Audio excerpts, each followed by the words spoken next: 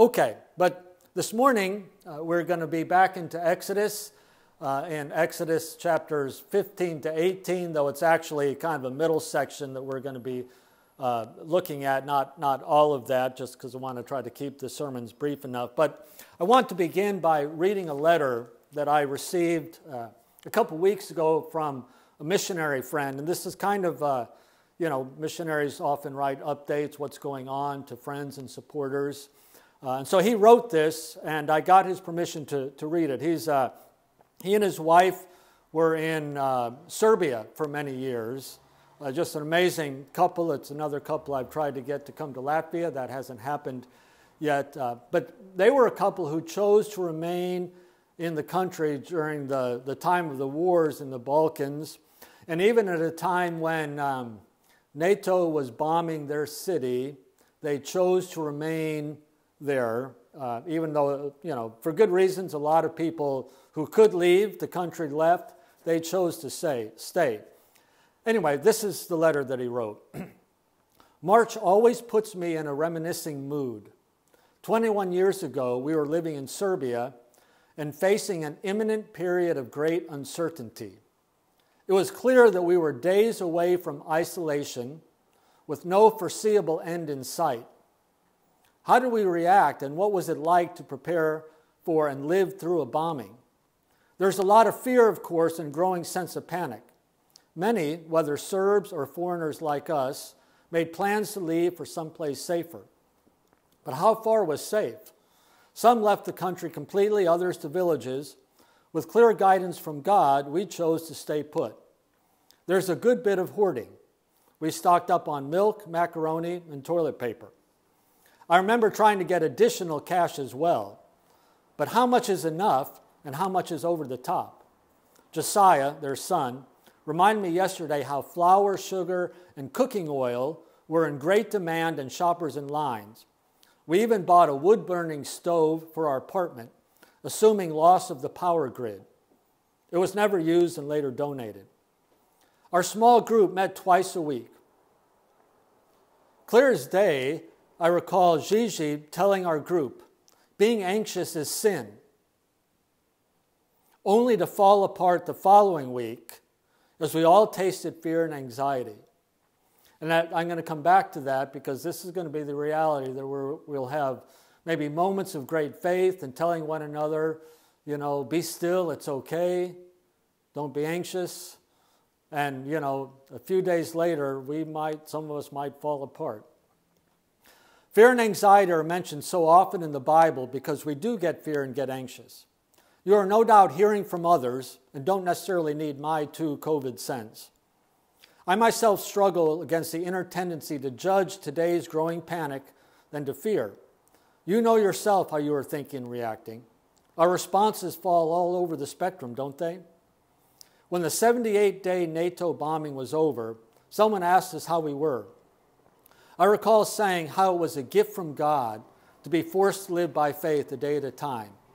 We had the opportunity every day to experience afresh the fruit of simply trusting in Him without knowing what the future held. What if the virus lasts 78 days? Think about it. Teach us to realize the brevity of life that we may grow in wisdom, from Psalm 90. So he says, I'm still trying to figure this one out. How about you? And then he quotes from Colossians 3, may the peace of Christ rule in your hearts, to which indeed you were called. What he was writing about there and people's experience is something that we are going to be experiencing in the coming days.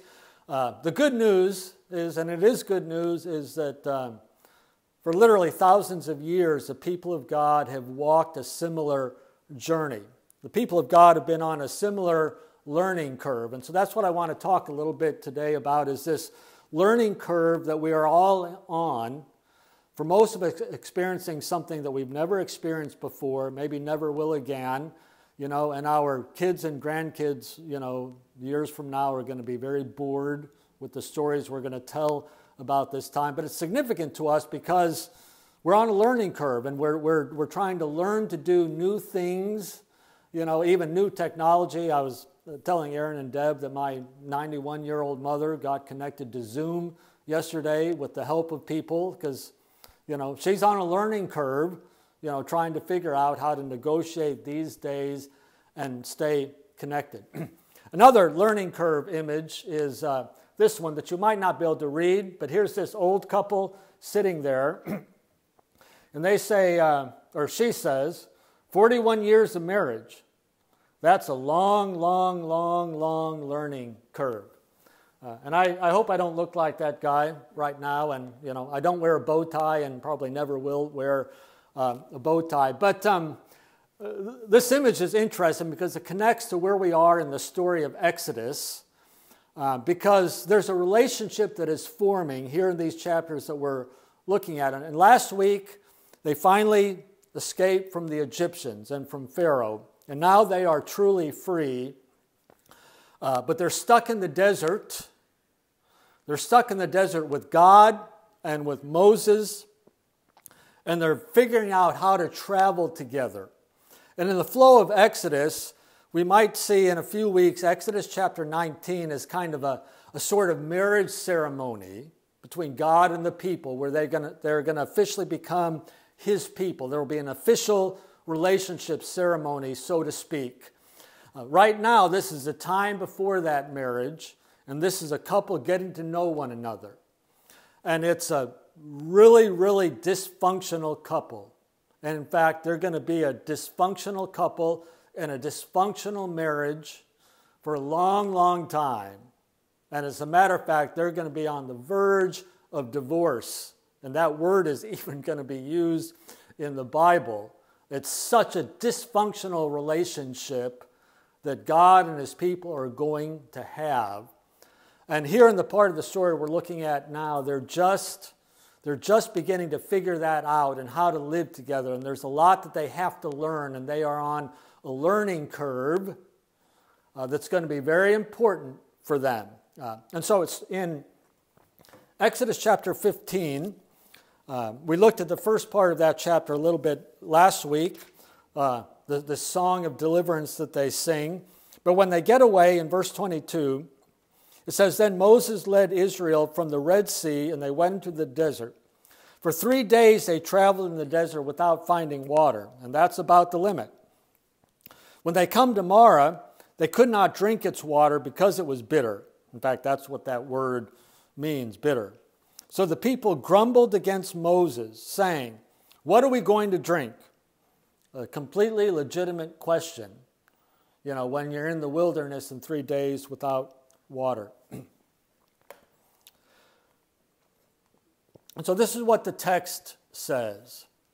"Then Moses cried out to the Lord, and the Lord showed him a piece of wood, and he threw it into the water, and the water became sweet.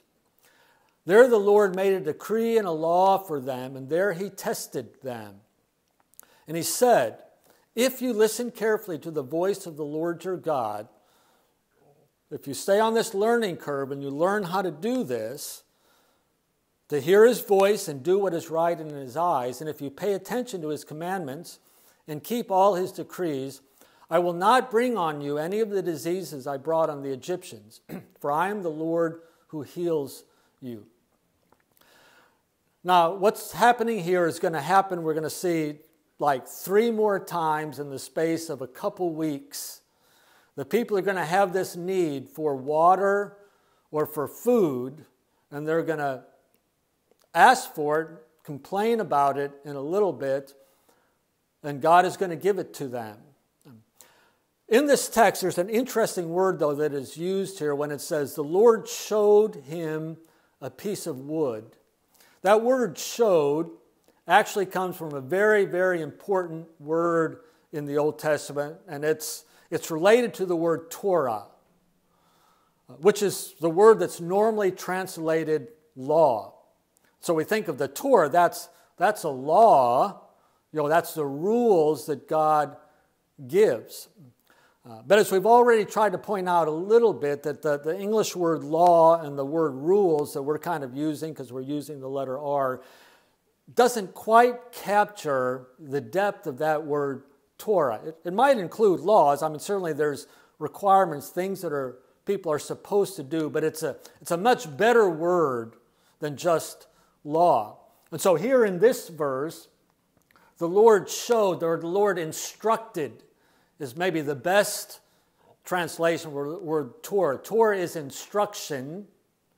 But as you can see in this context, what the Lord is instructing them toward is what is for their good. He's leading them, he's instructing them toward a more flourishing life. They need water, and God is going to bless them with water, and he's going to give them instruction. He's going to give them Torah to give them life. So keep that in mind as we get in a few weeks to the law, to what people think of as the Torah. It's not just law like these are things they have to do. The Torah is instruction for life, and it's a sign of God's presence. It's a sign of God's blessing. And so the Lord toward them, instructed them toward this piece of wood, and Moses threw the wood in the water, and the water became sweet and drinkable. And so it says, there the Lord made a decree for them, and there he tested them. And once again, that word, both the English word and the Hebrew word for test, has a similar range of meaning. I mean, many of you are students, and you know what an examination is, what a test is. You got to know something, and the teacher wants to find out if you know it, and if you don't know it, then you're in trouble. You're going to get a low grade. And we often think of a test as a very negative kind of thing. And if maybe we don't like our professor, we think the professor is just looking for an excuse to fail us. He wants us to do badly. But a test is for our good. Among other things, a test tells us how much we know, what we need to learn, and it gives us motivation to learn. But that's not the only meaning of the word test. And in this context, as this word comes up, it's really about training. What God is doing is training them. And what we think of a test, is part of that training. But he is leading them. He is teaching them.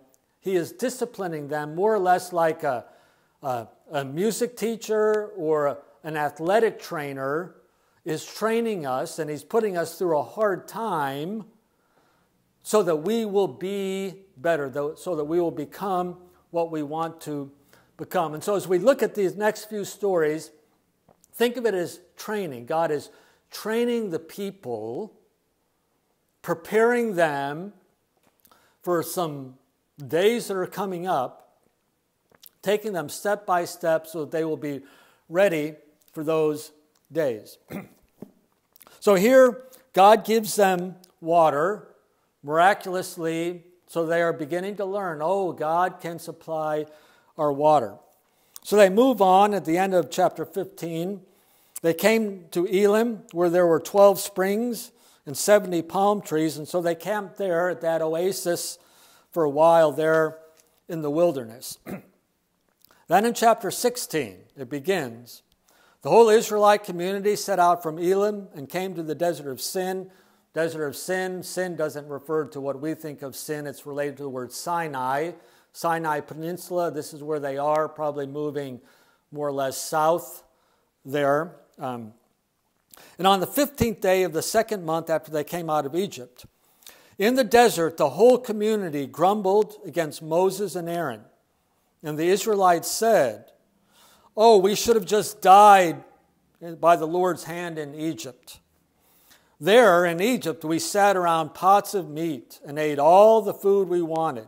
But you brought us out into this desert to starve this entire assembly to death. As typical humans, they are putting the most negative spin on this. Moses, you did this on purpose. You wanted us to die here, and life was so much better. We had all the food that we could eat. It wasn't true. They didn't have all the meat that they wanted to eat. That was almost certainly an exaggeration, but with their fear and anxiety and this uncertainty, they're thinking about how much better it was back then. Yeah, we were slaves, but at least we knew that tomorrow we're going to have food. And you, Moses, you just wanted us to die here. They're learning. God is training them. And the rest of chapter 16 is this interesting story, significant story for the next couple books of the Old Testament of how God is going to meet their need with bread. And he's going to supply meat, but especially in chapter 16, it's the story of God supplying this manna. And so the people are instructed, or Moses instructs them through God that go out in the morning, and in the morning you're going to find on the ground like dew, this white stuff. And when they go out and find it, they're going to ask, what is this? And that's where the word manna comes from. That's like the Hebrew word for what in the world is this stuff? But they're told to gather it up. About 2 liters a person is what that an omer consists of. And everyone in the morning are going to gather it up. And perhaps miraculously, no matter how much they gather up, it's going to be about this 2 liters, and it's going to be just what they need, enough bread for the day. And so they go out in the morning, and sure enough, here's this white stuff on the ground. And they gather it up, and they're able to do different things with it. They come up with different recipes, what to do with this manna, so that they can make bread or porridge or whatever and have food to eat. And so God supplies bread, and he supplies enough for that day. Give us today our daily bread. Of course, they're typical people, and they're at the very beginning of this learning curve, and they're still being trained. And so some people are thinking about the next day, are we going to have some for the tomorrow? And so they keep some overnight, and in the morning it's rotten. And so that might seem like a negative thing, but this is just a very simple object lesson. You don't need to keep stuff for the next morning because God will provide it tomorrow morning. You don't have to fear for tomorrow. God is supplying your bread today.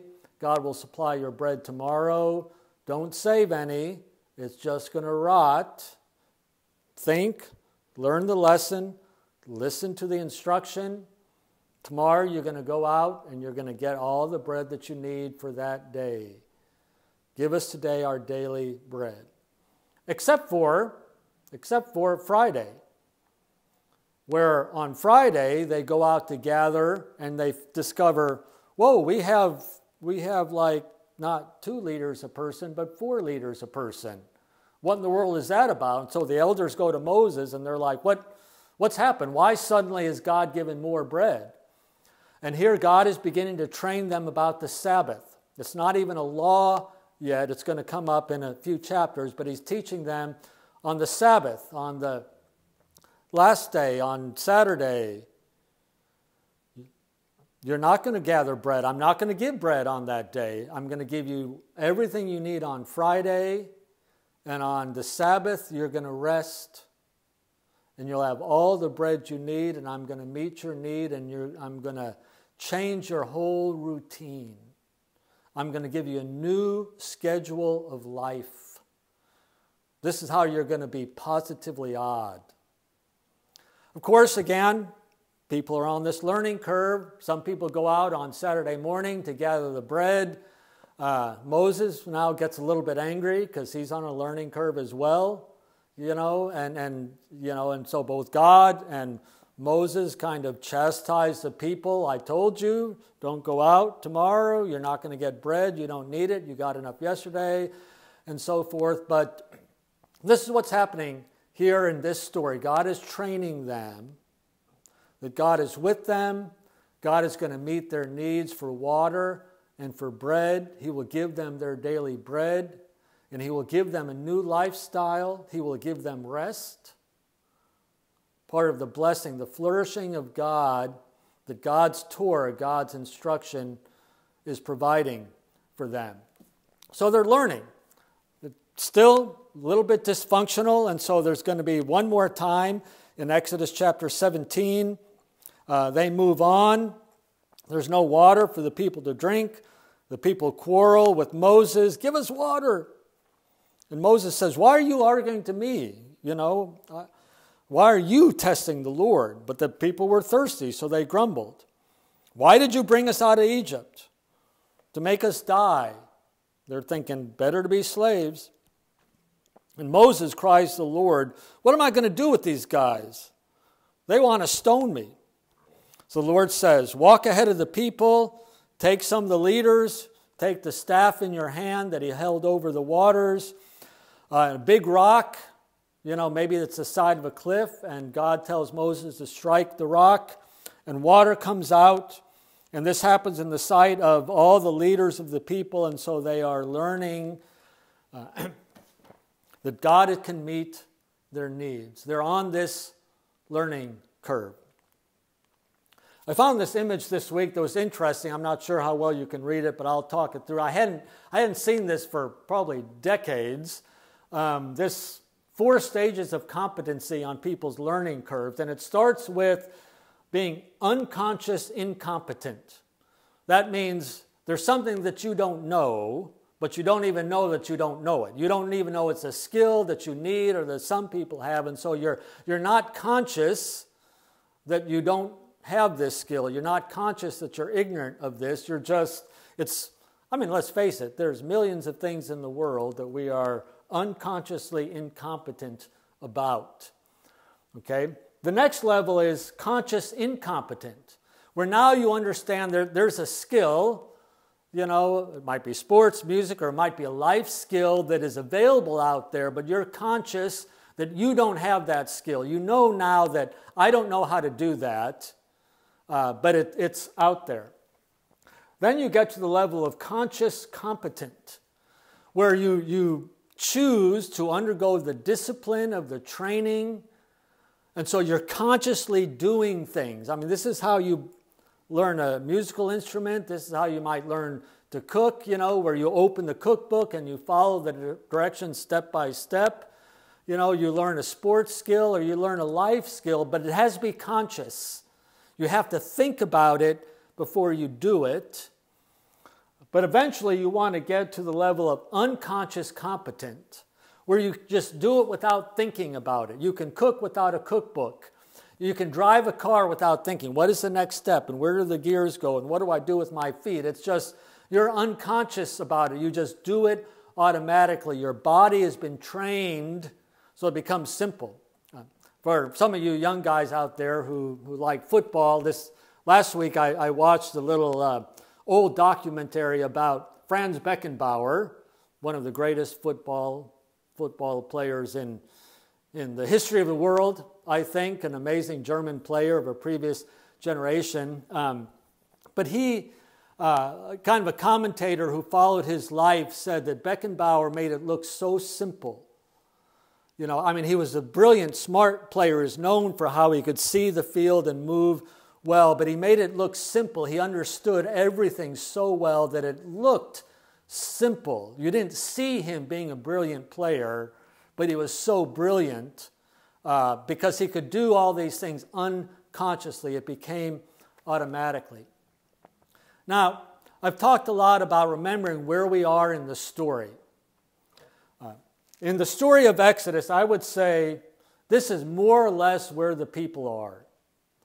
They've now gotten to the point of being consciously incompetent. They're not very competent yet in their walk with the Lord. Okay, but they're becoming aware of it. They realize, at least certainly Moses realizes, where the people are. It's pretty low on this learning curve. Here's the thing, though. Here's the thing. They're quite incompetent, but they've been rescued by God. And they're on the road with God. And they're in relationship with God. This is where they are, but that's not the main thing about them. This is also where they are. This is where God has taken them. They're low on the learning curve, but they've been rescued and they're on the road and they're in relationship with God. And this is just kind of a bit of good news I want some of you to think about, because some of you might be early in your journey with Jesus, or maybe you haven't started the journey, and I know there's some people who are scared of starting this journey.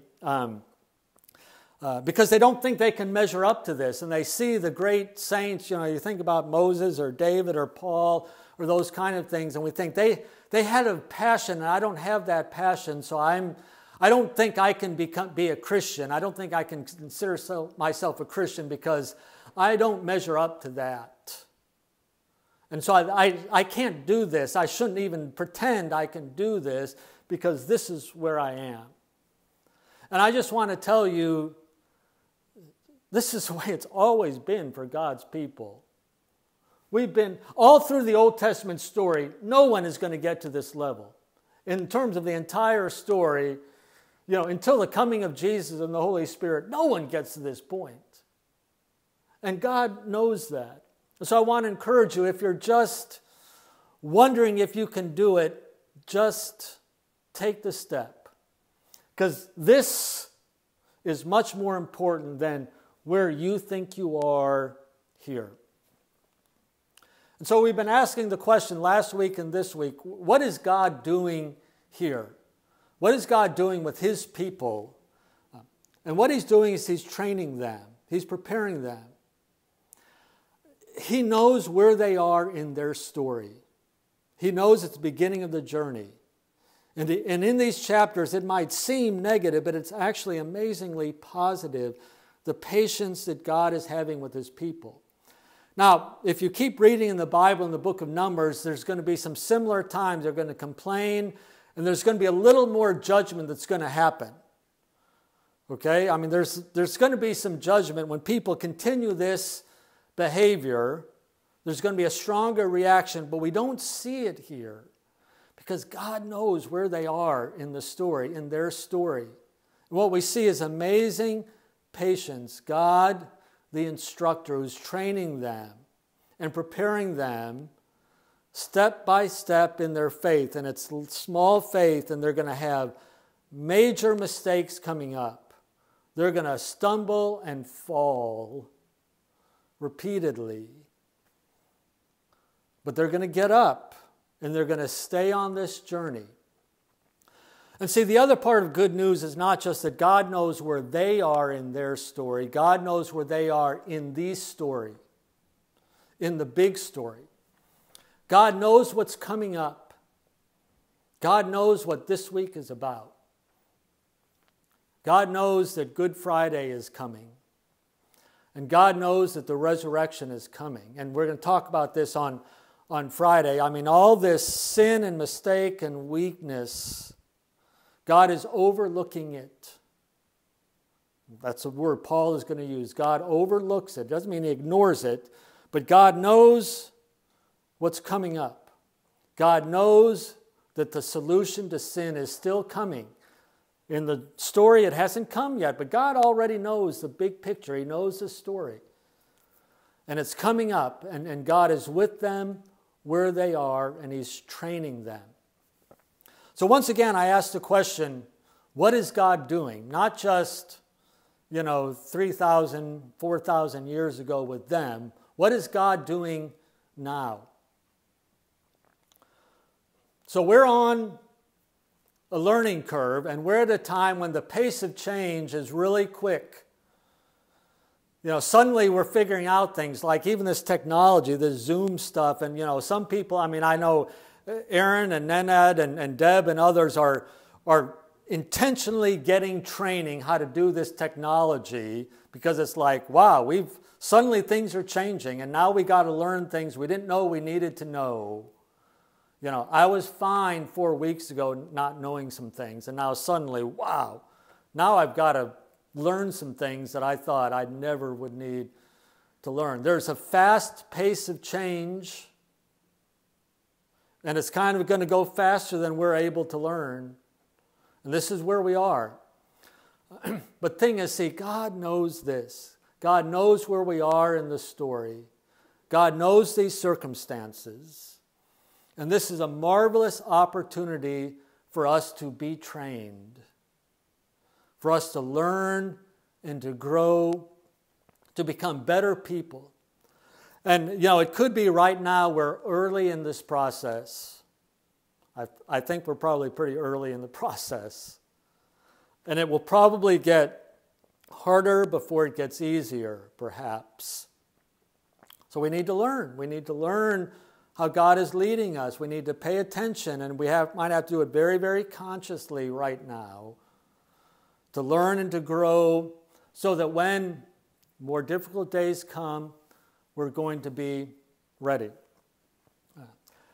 Here's another interesting thought. I had a conversation actually with the guy who wrote that letter that I read at the beginning. We had a conversation about this, and then I found this image that said, in the rush to return to normal, use this time to consider which parts of normal are worth rushing back to. God, as part of his good instruction, is going to give people this Sabbath, this rest that's good for them. For some of us, God is forcing a Sabbath on us. He's forcing us to stop a lot of things, and we're having a chance to learn to think, what is really important? What can we do without? What can we change? Are there some things, our lifestyle we used to have, we can maybe become positively odd and adopt a new lifestyle when we come out of this where people think, wow, I like what you're doing with your life now. This is our opportunity to join this learning curve, to ask ourselves, what is God doing? Well, how is God training us? And let God teach us to become better people than we were 4 weeks ago. It's good news. It was Exodus 15 to 18 was a good news story, and it's good news for us. And what those people were like thousands of years ago, we're like them. We've got the same problem and weaknesses, but we're rescued by God. And we're on the road with God, and we're in relationship with God. And we're going to be okay if we just stay on this journey.